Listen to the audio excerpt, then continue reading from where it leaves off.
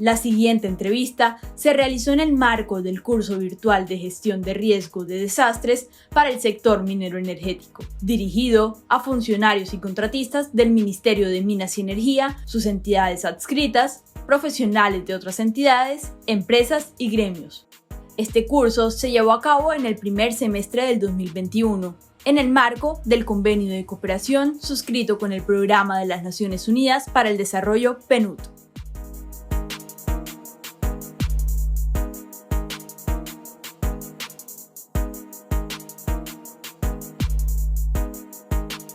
Les damos la bienvenida a este primer episodio de nuestro podcast, el cual forma parte de una serie de 4 episodios que podrán encontrar en nuestro curso virtual en gestión del riesgo de desastres del sector minero energético. En este primer episodio vamos a hablar de varios temas, como riesgos nucleares y radiológicos, amenazas complejas, riesgo tecnológico y riesgo NATEC. Y al final abordaremos también el caso de lo acontecido en la central nuclear de Fukushima en Japón en el año 2011 desde diferentes perspectivas. Para ello, hoy nos acompaña un panel de expertos con los que conversaremos sobre las lecciones aprendidas y algunos conceptos claves para comprender la gestión del riesgo de desastres en el sector minero energético. Mi nombre es Gustavo Adolfo Carrión y tengo el honor de acompañarlos en la moderación de este primer podcast. Y vamos a darle la bienvenida a nuestro primer experto invitado. Vamos a empezar con Juan Pablo Parra Lozano. Juan Pablo es químico, magíster en ciencias químicas y actualmente en proceso de tesis doctoral en ciencias aplicadas. Juan Pablo es el coordinador del Grupo de Energías No Convencionales y Asuntos Nucleares del Ministerio de Minas y Energía en Colombia. Hola Juan Pablo, es un gusto tenerte en este espacio. Bienvenido. Muchas gracias, Gustavo. Un cordial saludo a todos los participantes. Es un gusto asistir a este espacio en el cual vamos a discutir temas de interés en cuanto a riesgos en nuestro sector. Temática que está muy relacionada a nuestra función de autoridad reguladora para el uso de materiales radioactivos y nucleares en Colombia, lo que comúnmente se conoce como Autoridad Reguladora Nuclear. Además, contamos con las funciones de expedir el marco reglamentario, así como autorizar, vigilar y controlar las instalaciones que operan este tipo de materiales en Colombia. Y además, propender por el cumplimiento de acuerdos y tratados internacionales en la materia. De nuevo, muchas gracias por este espacio.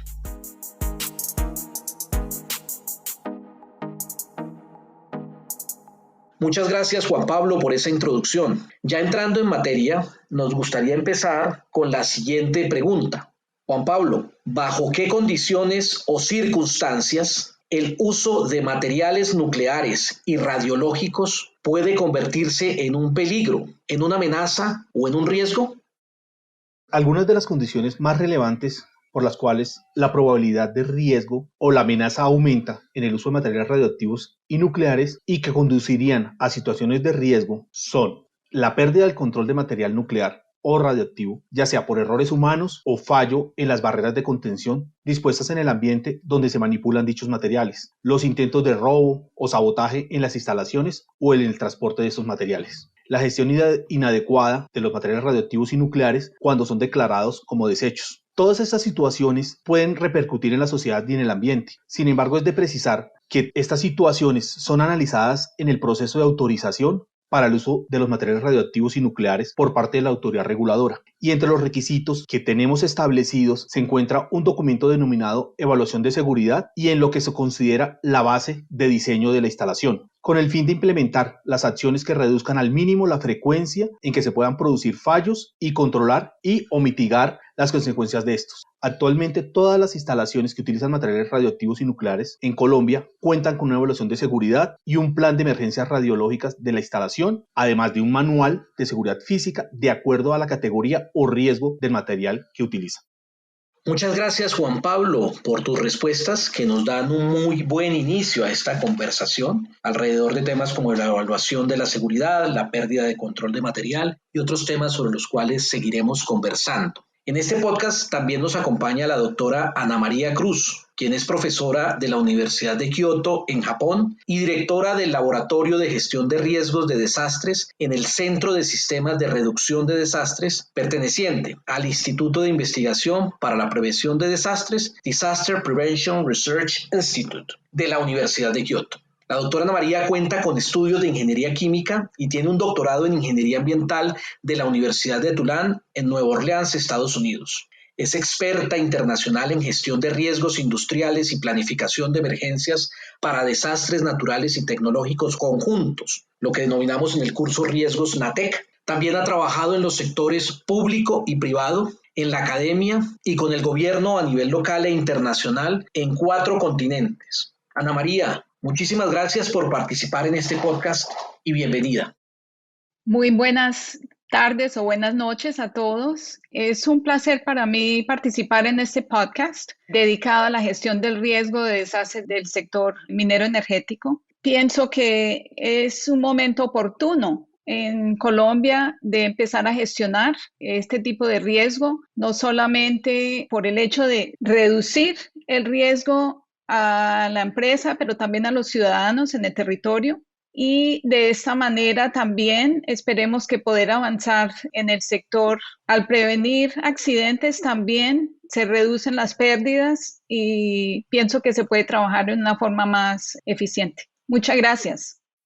A usted, Ana María, y muchas gracias por participar, y con eso le planteamos la siguiente pregunta a Ana María. En sus palabras, y para este curso que tiene diferentes actores y diferentes sectores e invitados y están participando, ¿qué es eso para usted del riesgo NATEC y qué relevancia o importancia tiene abordarlo en un sector como el minero energético?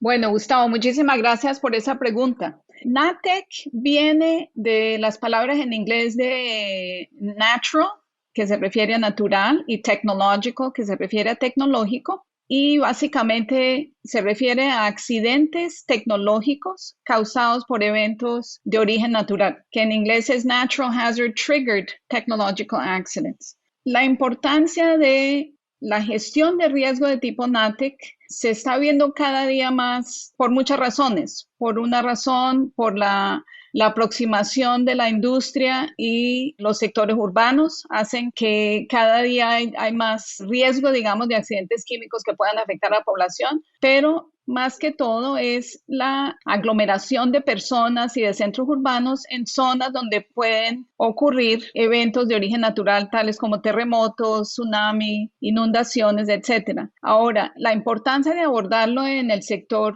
de minas y energía tiene que ver porque muchas de estas instalaciones necesitan de agua y por lo tanto están frecuentemente localizadas en zonas que están sujetas a inundación o a tsunami, a mareadas, etc.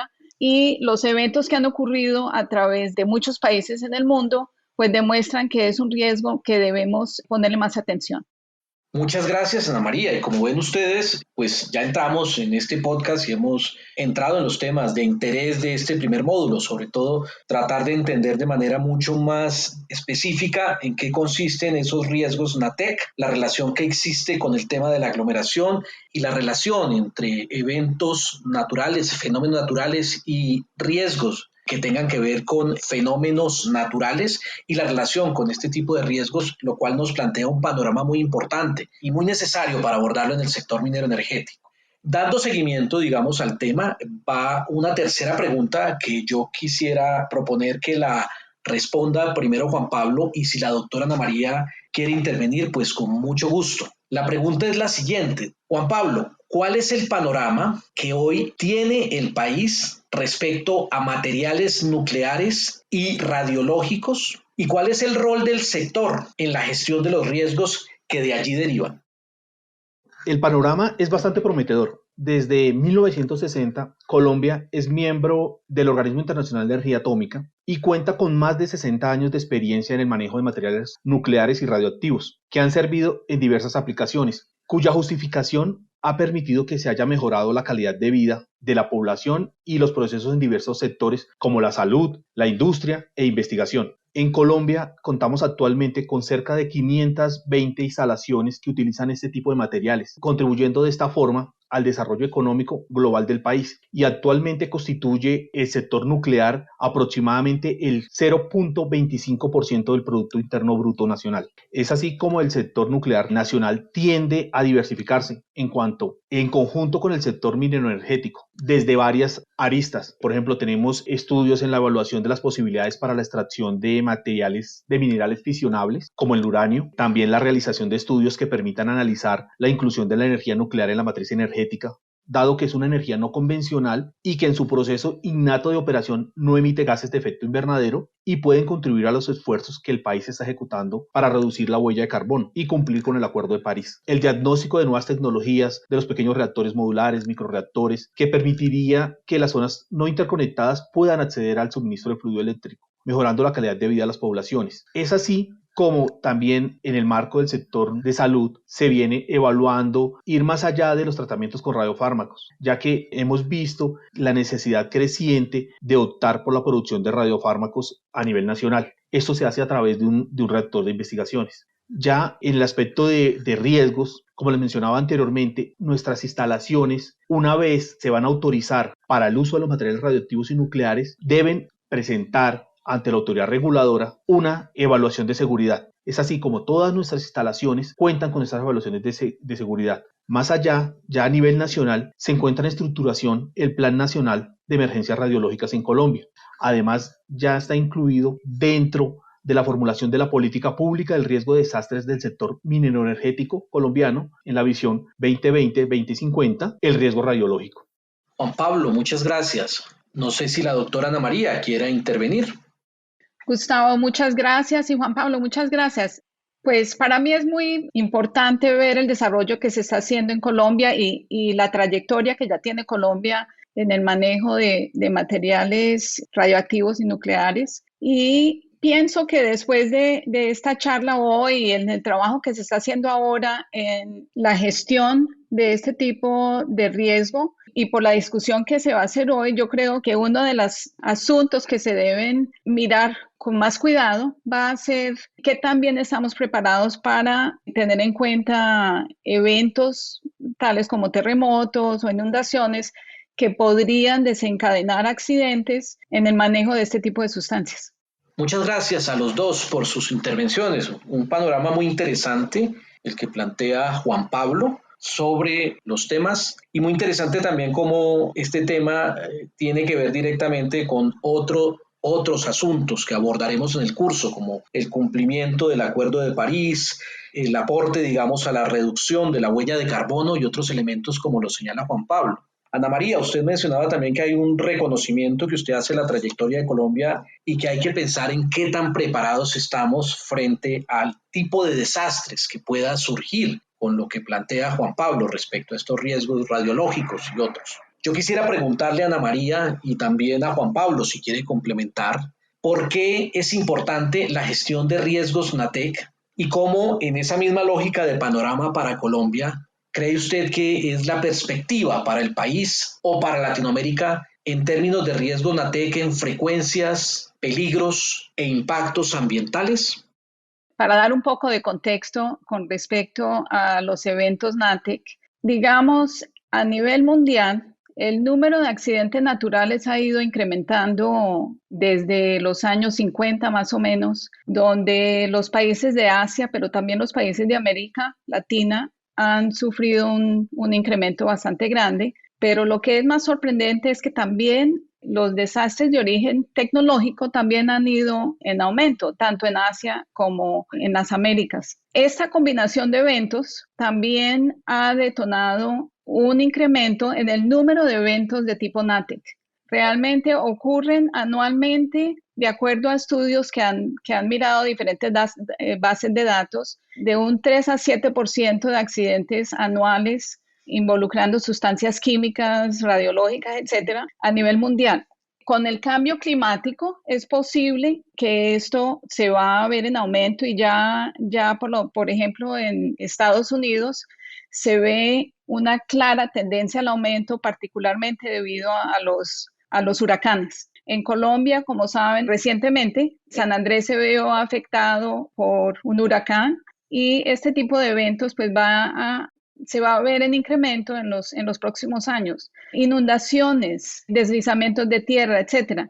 Todos estos eventos hacen que se vuelva cada día más importante tener en cuenta los eventos de origen natural y los impactos que puedan tener en las empresas del sector minero energético. Muchas gracias, Ana María. Juan Pablo, no sé si quisieras también compartirnos tu opinión sobre esta pregunta. Muchas gracias, Gustavo, y muchas gracias, Ana María, por esa respuesta tan completa. No, pues solo quisiera agregar que esto realmente sí es algo que se está evaluando a nivel mundial y pues en Latinoamérica, como menciona Ana María, pues no estamos atrás de tener estos eventos ya extremos en cuanto a cambio climático, eventos de terremotos, como menciona Ana María, los huracanes. Entonces, allí es muy importante la temática del diseño de esas instalaciones y la postulación de los eventos que puedan iniciar un accidente. Entonces, es muy importante esta evaluación y estas evaluaciones de riesgo que hacen nuestras instalaciones, un poco cuando una instalación que utiliza materiales radioactivos y nucleares se va a construir, pues debe presentar una evaluación del diseño de la instalación, donde postula estos riesgos y un plan de emergencias para afrontar un accidente. Entonces, creo que sí es muy importante ya incluir esta probabilidad de riesgos ya extremos, riesgos y sucesos naturales extremos en nuestras evaluaciones de seguridad, y es algo que se ha venido trabajando desde las autoridades reguladoras en el mundo, y como les mencionaba anteriormente, Latinoamérica no nos quedamos atrás en ese tema. Muchas gracias, Juan Pablo y Ana María, y muy claras esas cifras que se plantean. Ana María nos habla del aumento evidente que además año a año nos lo viene señalando los reportes y las evaluaciones globales de riesgos que lanza las Naciones Unidas. El aumento de desastres de origen natural y de desastres asociados con riesgos tecnológicos y cómo esos dos tienen relación también con estos riesgos NATEC. Ese dato que nos da también tan importante del 3 y el 7% anuales es un dato que nos tiene que empezar a preocupar, o por lo menos, como lo decía también Ana María hace un momento, a pensar en qué tan preparados estamos dentro del sector minero energético y en general en Colombia frente a este tipo de riesgos. Y este tipo de riesgos tienen que ver también, como lo han señalado los invitados, con temas asociados con cambio climático, pero también con riesgos frecuentes y permanentes y con la frecuencia e intensidad que pueden tener algunos eventos naturales. En el año 2011 ocurre el sismo que va a generar el tsunami en Fukushima, en Japón, en general en el Pacífico, y que va a tener unos impactos muy fuertes en Japón, sobre todo en la planta nuclear de Fukushima. Un evento que tenemos en la memoria muchos de los que trabajamos en gestión de riesgo aún y que todavía tiene lecciones aprendidas, tiene retos, tiene aspectos asociados con conocimiento del riesgo que es importante develar. Esta tercera y última parte, con estas dos preguntas, está dirigida un poco a hablar de este tema de Fukushima y la relación con estos riesgos radiológicos, con estas amenazas complejas, con estos riesgos NATEC, para empezar a pensar qué nos están dejando este tipo de desastres, de lecciones, de experiencia y de conocimiento para Latinoamérica y para Colombia. Esta quinta pregunta es dirigida a los dos. Vamos a arrancar con Ana María y la pregunta tiene que ver con lo siguiente. De manera libre y amplia, ¿nos pudiese decir qué fue lo que pasó realmente en Fukushima? Y si podrían darnos ambos una versión, una opinión a través de su conocimiento, de su experiencia o de su relacionamiento con los hechos sobre lo que ocurrió en Fukushima. Doctora Ana María.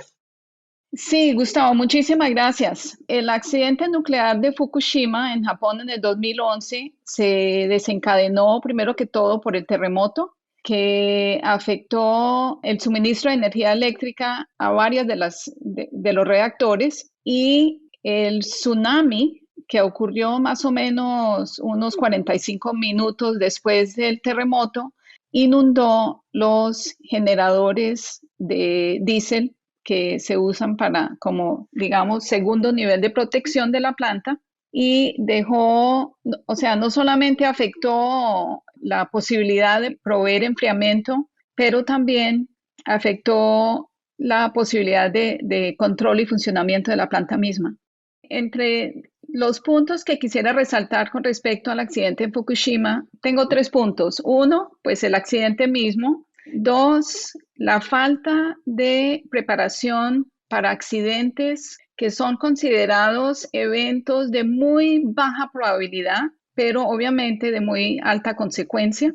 Y la necesidad de tener en cuenta que debemos prepararnos para eventos naturales que sobrepasan el diseño de las instalaciones y de los sistemas de protección que se han diseñado. Ahora, digamos que estas son las lecciones que nos han dejado Fukushima, porque tanto el terremoto como el tsunami estuvieron por encima del diseño de la planta y pues tenemos el accidente que aún tenemos ese accidente. El otro problema ha sido también el impacto del accidente, pues inicialmente causó el desplazamiento de más de 100,000 personas que tuvieron que ser evacuadas en un radio de unos 30 kilómetros alrededor de la planta, pero también hoy en día, después de 10 años, tenemos el problema de la cantidad de agua contaminada que Japón finalmente va a tener que vertir al mar, aunque los niveles de contaminación de ese agua ya están por debajo del nivel, digamos, de los criterios a nivel mundial de contaminación. Y también más de 40,000 personas que aún siguen, digamos, sin poder retornar a sus casas, a sus viviendas, a su modo de vida. Entonces, pues sí, son muchas las lecciones que deja este evento. Muchas gracias, Ana María, por las respuestas. Juan Pablo, si tú quieres también compartirnos tu opinión sobre lo que ocurrió en Fukushima y desde tu versión y tu conocimiento de los hechos. Pues sí, me gustaría complementar un poco, como mencionaba Ana María, estos sucesos que llevaron al accidente en Fukushima. Como lo mencionó Ana María, todo comenzó con un terremoto de gran magnitud de 9 en la escala de Richter, que duró más de 2 minutos, con varias réplicas fuertes que causaron daños al tendido de suministro eléctrico en el exterior, y el tsunami posterior, que tuvo olas de hasta 15 metros, que provocó la destrucción sustancial de la infraestructura operacional y de seguridad del emplazamiento nuclear. El efecto combinado fue una pérdida de alimentación eléctrica dentro y fuera de la instalación. Ello privó de la función de refrigeración a los 3 reactores que estaban en funcionamiento, así como a las piscinas de combustible gastado que tenía la instalación.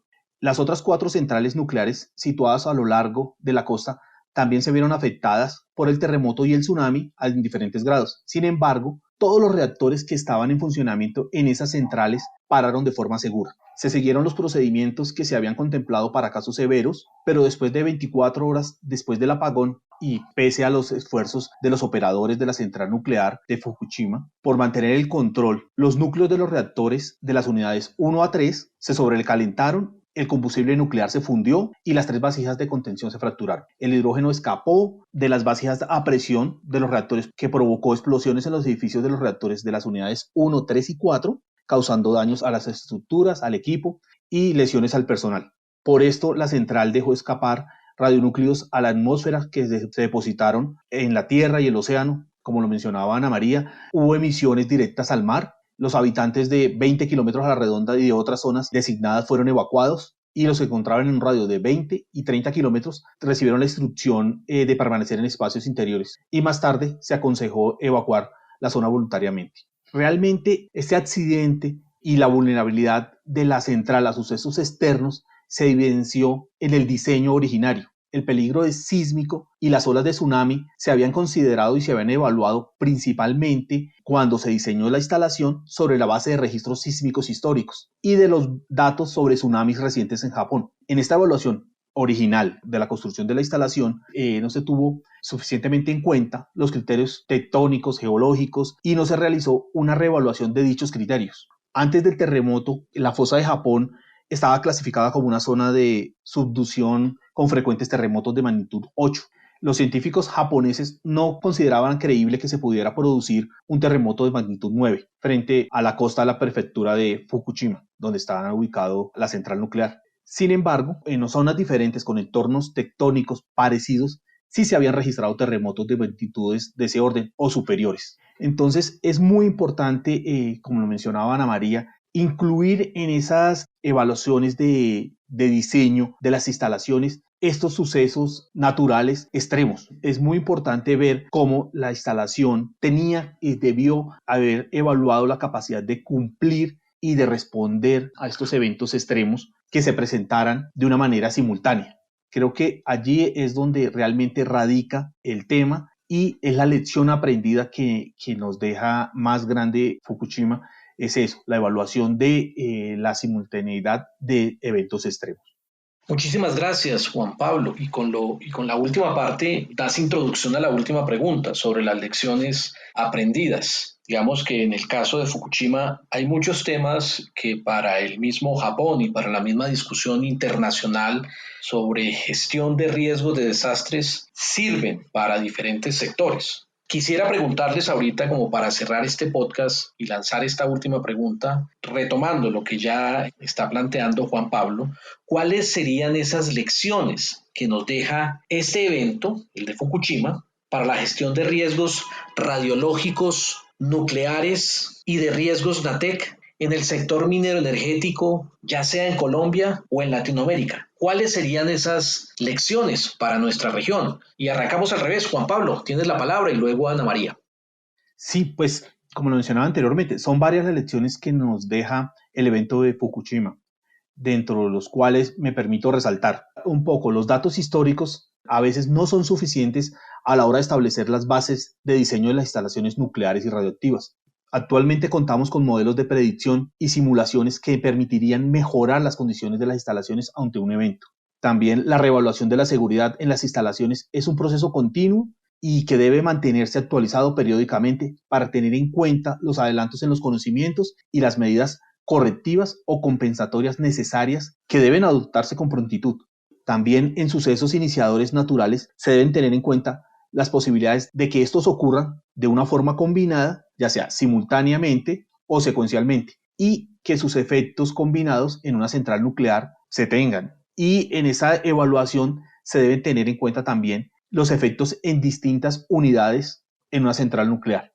Como les mencionaba, pues Fukushima contaba con 6 reactores, en el momento estaban operando 3 y fueron los que sufrieron las mayores afectaciones. La actualización de los programas de seguridad, manteniendo siempre el concepto de defensa en profundidad, donde si falla una barrera, este fallo puede ser mitigado por las demás barreras. Es decir, siempre deben haber múltiples barreras independientes para impedir un fallo sistemático.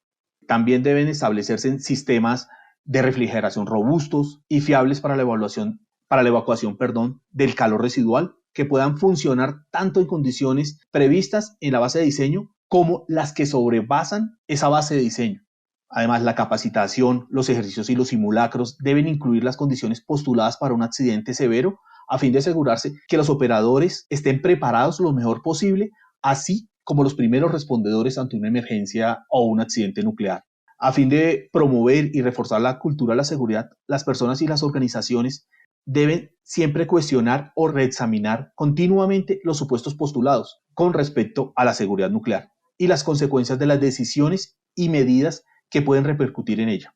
Además, para lograr una supervisión reglamentaria eficaz y de la seguridad de las instalaciones radioactivas y nucleares, es esencial que la autoridad reguladora sea independiente, posea autoridad legal, competencia técnica y una sólida cultura de la seguridad.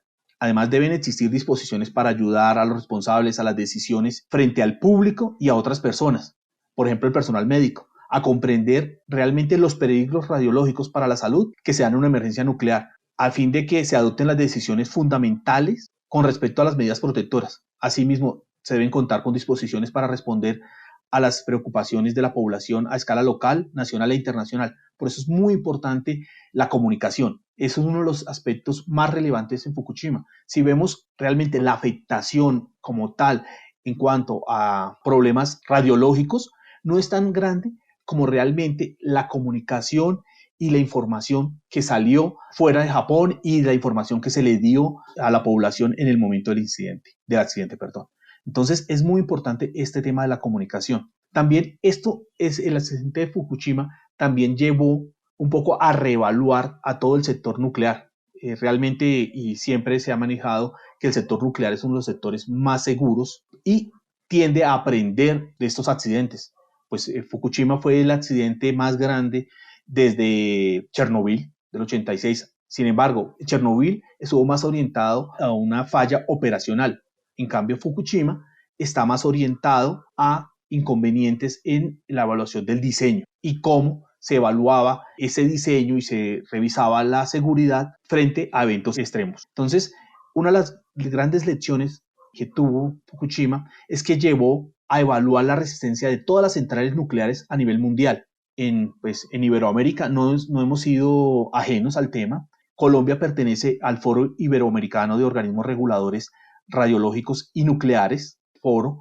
Se llevó a cabo en este organismo una evaluación de la resistencia de todas las centrales nucleares que existen en Iberoamérica frente a eventos extremos. Entonces, creo que también eso es muy importante resaltar frente al accidente de Chernobyl, que nos llevó un poco a revisar esto que se daba por sentado, que los diseños eran totalmente adecuados a eventos extremos, pero realmente el accidente llevó a hacer estas revisiones a nivel mundial. Muchísimas gracias, Juan Pablo. Ana María, ¿tienes algún comentario sobre lecciones aprendidas de Fukushima para Latinoamérica o para Colombia? Creo que Juan Pablo abordó muy bien, yo creo que las lecciones aprendidas de Fukushima. Yo quisiera resaltar algunas cosas que ya Juan Pablo mencionó, que son, por ejemplo, la posibilidad de ver eventos en cascada durante los eventos de origen natural, y no solamente en cascada, sino de tener varios eventos naturales, como en el caso terremotos, tsunami, en el caso de eventos, por ejemplo, de lluvia y deslizamientos, etcétera, que es algo que realmente no se está teniendo en cuenta suficiente, no solamente en Japón, sino en muchos países. La simultaneidad de accidentes, que también es un problema común al sector nuclear, pero también a otros sectores cuando estamos hablando del tema NATEC. Entre las lecciones de Fukushima también quedaron el hecho que antes de Fukushima, la mayoría de las plantas nucleares, digamos, en el mundo, tenían planes de emergencia para 48 horas. O sea, que se asumía que en 48 horas podían resolver los problemas. Y ese accidente, llevamos 10 años y sigue el problema. Ahora, una de las lecciones entonces es, para este tipo de evento de alta consecuencia, se requiere desarrollar planes para la emergencia y sobre todo para el proceso de reconstrucción y para el proceso de descontaminación, que como lo explicó también Juan Pablo, ha sido un proceso muy largo. Juan Pablo también mencionó la mejora en los planes para la toma de decisiones y comunicación de riesgo con las comunidades para poder fomentar, digamos, un ambiente de confianza entre el gobierno y la comunidad y otros organismos de respuesta. Y yo pienso que estas lecciones son importantes no solo para el sector nuclear, sino también para otros sectores como lo son el sector de hidrocarburos, que en Colombia se ven afectados por muchas razones, algunas veces por eventos de tipo NATEC, por deslizamientos, pero también por otros motivos que requieren que hagamos un análisis más detallado de cómo proteger la infraestructura, pero también a las comunidades aledañas. Bueno, Ana María y Juan Pablo, muchísimas gracias. Yo veo que hemos abordado temas muy importantes y muy relevantes para este primer módulo en el cual se inscribe este podcast sobre temas de conocimiento del riesgo en el sector minero energético. Creo que hay elementos muy importantes en todo este diálogo que han planteado los expertos. Juan Pablo, por un lado, nos ha hablado mucho de los temas de la evaluación de seguridad, de los temas relacionados con gestión general e integral, podríamos decirlo, de todo un proceso de gestión de riesgos que tiene que ver con permanente información y evaluación, un control y la regulación como una idea fuerza también que se plantea dentro de la discusión. También nos ha compartido mucho el tema del reconocimiento de qué tan preparados estamos o no frente a este tipo de riesgos radiológicos y nucleares que puedan darse y cómo el sector ha venido avanzando un poco en estos temas, ¿no? Además, nos plantea una idea muy interesante que es cómo el tema va más allá de los datos históricos asociado con el tema de Fukushima, señalando que en ese caso y en general en todos los casos de gestión de riesgos en los diferentes contextos que podemos tener, los datos históricos son importantes, pero no son suficientes, que hay que incluir los extremos, los eventos extremos dentro de los cálculos y el análisis y la evaluación del riesgo que podamos desarrollar. Creo que nos da muchas ideas frente al tema de los efectos de las distintas unidades y muchos elementos que se han planteado, vuelvo y repito, dentro de una visión integral de la evaluación de riesgos y la evaluación de la seguridad.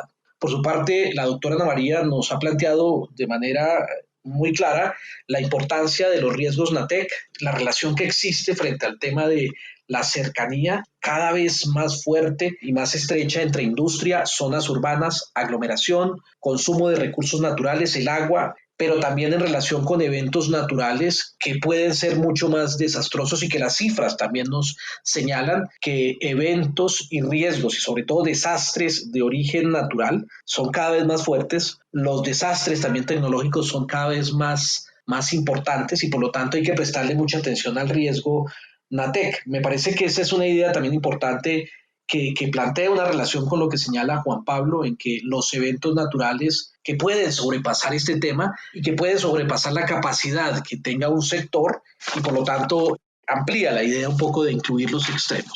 Hay muchas ideas, repito, frente al tema de diferentes aspectos en los procesos de conocimiento del riesgo, de reducción del riesgo y del manejo del desastre, los planes de emergencia, el conocimiento general de cómo funciona el diseño, la evaluación, el análisis y las medidas de control y de mitigación que se puedan desarrollar. Creo que lo que nos dejan los expertos hoy es un panorama muy importante que enriquece y complementa lo que estamos viendo en este primer módulo. Yo quiero cerrar un poco también estas conclusiones invitando a nuestros expertos, antes de despedirse, a que den algunas reflexiones generales o algunos mensajes finales que quieran compartir con nuestra audiencia en relación con lo que hemos tratado o en referencias a contenidos o bibliografía o autores donde ustedes crean que podemos conseguir más información sobre esta interesante conversación que hemos tenido hoy. Entonces, quien quiera, Juan Pablo o Ana María, adelante. Muchísimas gracias. Yo también, pues hoy he aprendido un poco sobre Colombia también a través de la presentación de Juan Pablo. Quisiera de pronto mencionar un cambio que se dio en Japón después del accidente en Fukushima en el Plan Nacional para la Prevención de Desastres. Y ese cambio que me parece muy importante es que hoy en día se habla de preparación para dos tipos de niveles.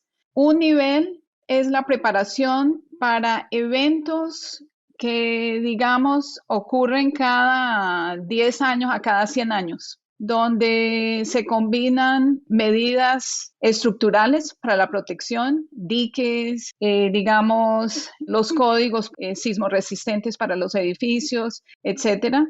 Y otro nivel que es para eventos que sobrepasan el diseño de la infraestructura, o sea, eventos que ocurren cada 500 a 1000 años o más.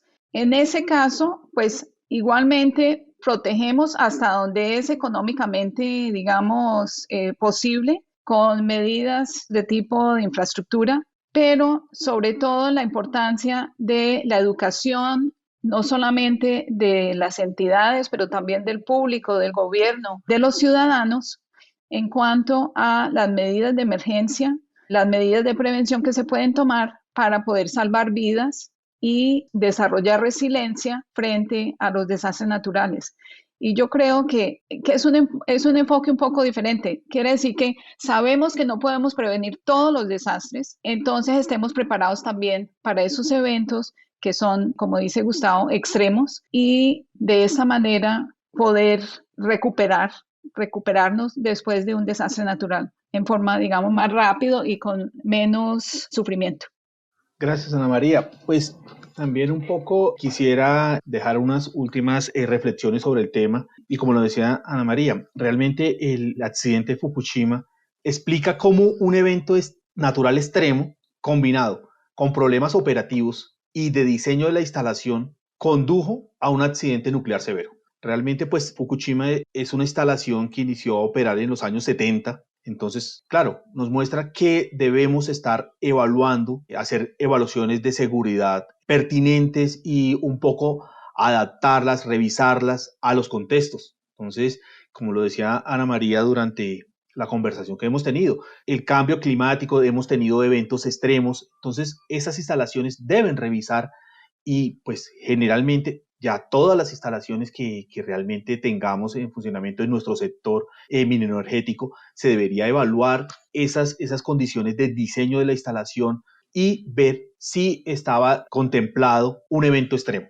Entonces, realmente también el evento de Fukushima nos muestra y nos describe realmente cómo es la respuesta humana y organizativa frente a un accidente de esta envergadura.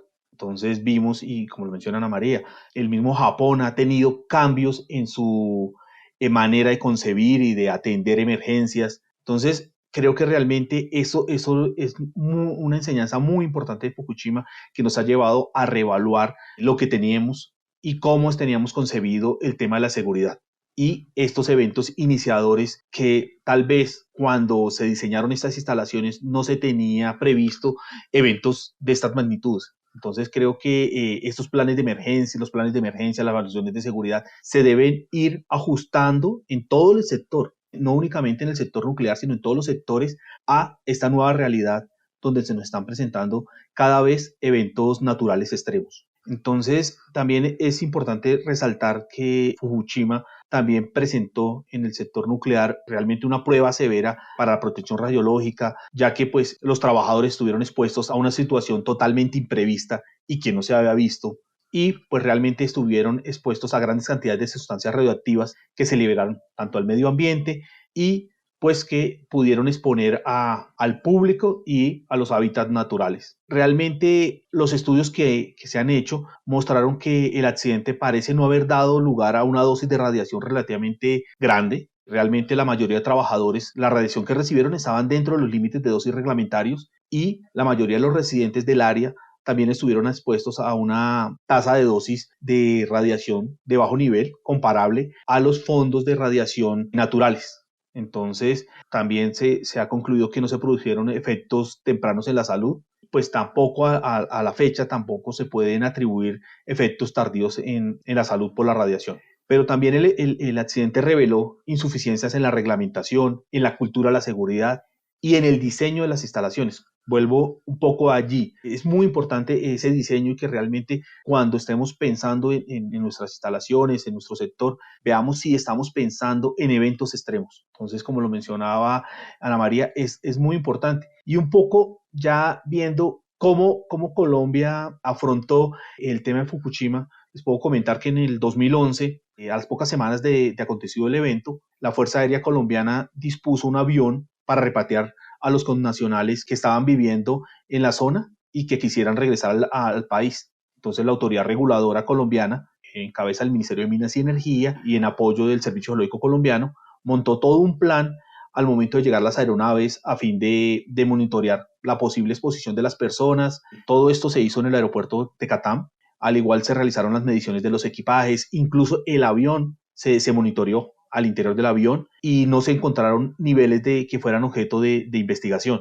Entonces, es bien importante esto, que el tema de radiológico sí se pudo contener en esta medida. Y vuelvo un poco al tema de las comunicaciones. Yo recuerdo que hace pocos años, aún como en el 2014 más o menos, nos consultaban si los productos que provenían de Japón estaban contaminados por materiales radioactivos. Entonces, por eso volvía un poco al tema de la comunicación. Es muy importante la comunicación, ser claros en la información que se da en cuanto a una emergencia y luego de las emergencias para ver las secuelas que pueden quedar. También el evento ha sido objeto de análisis y evaluaciones de entidades tales como el Organismo Internacional de Energía Atómica, el Foro Iberoamericano de Organismos Reguladores y Radiológicos y Nucleares, así como la Comisión Internacional de Protección Radiológica, quienes han publicado documentos técnicos muy bien estructurados frente a este tema. Entonces los invitaría a ingresar a los sitios web de estas organizaciones, donde podrán encontrar unos estudios muy completos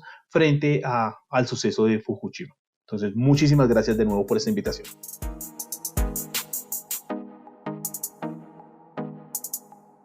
Bueno, muchas gracias. Y a nombre del Programa de las Naciones Unidas para el Desarrollo y del Ministerio de Minas y Energía, coordinadores y encargados de este curso virtual en gestión del riesgo de desastres en el sector minero energético, y por supuesto, a nombre mío, quiero agradecerles a Ana María y a Juan Pablo por compartir en este podcast su conocimiento, sus análisis y sus recomendaciones frente a este tipo de riesgos radiológicos, tecnológicos, riesgos NATEC y en general riesgos complejos que son importantes para la gestión del riesgo de desastres dentro de nuestro sector. Mi nombre es Gustavo Adolfo Carrión Barrero y nos vemos en el próximo podcast.